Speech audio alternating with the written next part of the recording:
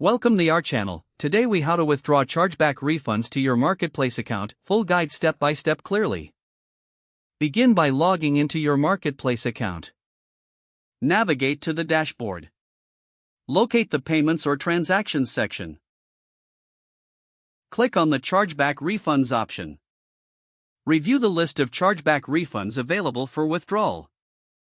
Select the refund you wish to withdraw. Click on the Withdraw button next to the selected chargeback refund. You may be prompted to confirm your withdrawal request.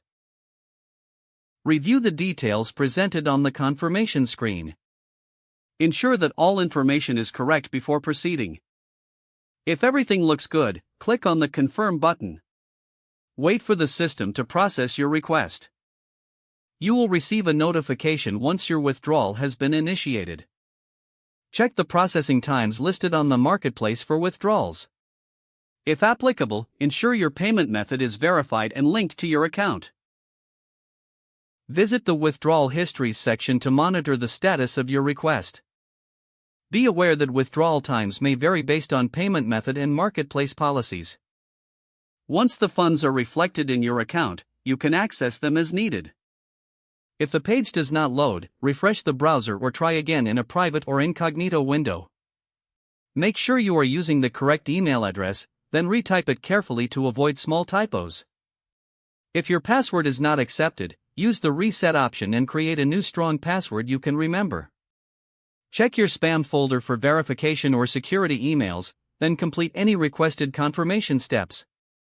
Enable two-factor authentication if available to improve account security and reduce unauthorized access risk. After signing in, review your profile details so your contact information and settings are accurate and current. If you see an error message, note it down and try again after restarting your device and internet connection.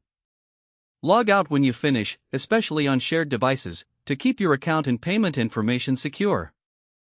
If the page does not load, refresh the browser or try again in a private or incognito window.